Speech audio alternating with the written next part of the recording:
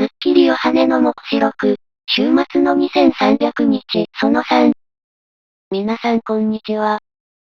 前回は、週末の2300日の日割りについてお伝えしました。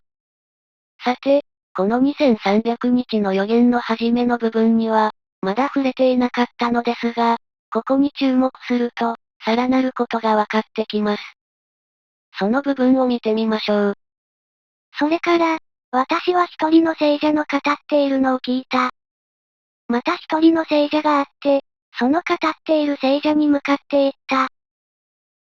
この箇所、何を言わんとしているのか、意味不明と感じられる方も多いのではないでしょうか。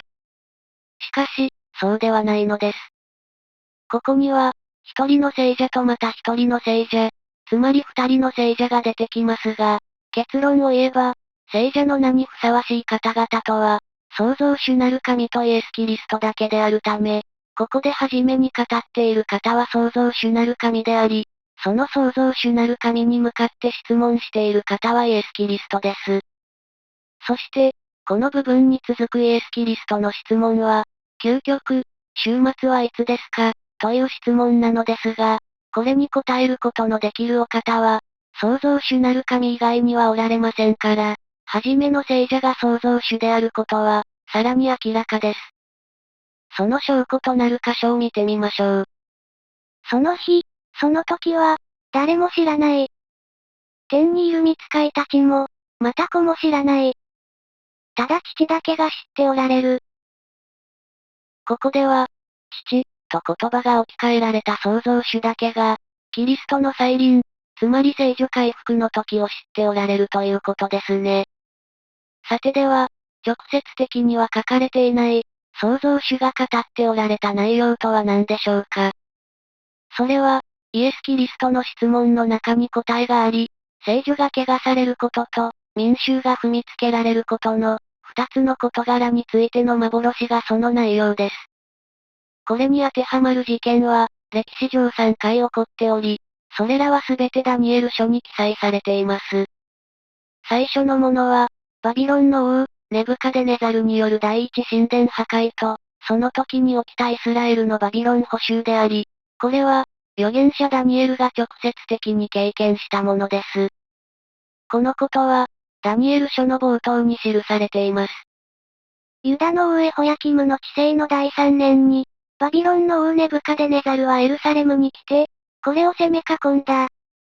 主はユダの王エホヤキムと、神の宮の器具の一部とを、彼の手に渡されたので、彼はこれを死なる後の自分の神の宮に携え行き、その器具を自分の神の蔵に収めた。この時、契約の箱は行方不明になったのでしたね。ダニエル書がこの事件から解き起こされていることは、創造主の語られた内容が、まさにダニエル書の内容そのものであることの傍証となっています。そして2番目は、前々回の動画でお伝えした、アンティオコス・エピファネス4世の、第二神殿への養辱の時のことであり、これは、預言者ダニエルにとっては未来予言でした。そして3番目は、西暦70年のローマによる第二神殿の破壊と、その後にイスラエルが国を失って、全世界に散らされるという事件です。これは、キリストが処臨された後に起こると、次のように、ダニエル書に、これも未来予言として記載されています。その62週の後に、メシアは立たれるでしょう。ただし自分のためにではありません。また来たるべき君の民は、町と聖女とを滅ぼすでしょう。その終わりは洪水のように望むでしょう。そしてその終わりまで戦争が続き、荒廃は定められています。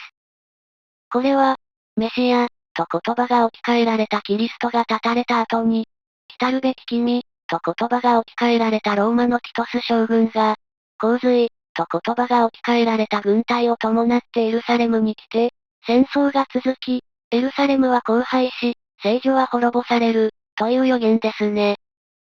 創造主なる神は、これら3つの神殿養辱と、民衆が足の下に踏みつけられることについて語っておられたと推論されます。そして、終わりはいつですか、とのイエス・キリストの質問に対し、それは何年何月何日である、と答える代わりに、その終わりには、2300日の期間が予定してある、とお答えになったわけです。その日程の内訳は、前回お伝えしたように、ご覧の通りのものでした。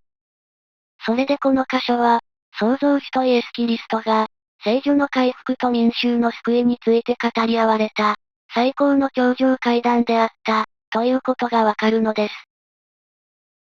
さて次回は、ではなぜ、2300日の予言が、アンティオコス・エピファネス4世の、神殿養辱の事件を中心に語られているのかについてお伝えします。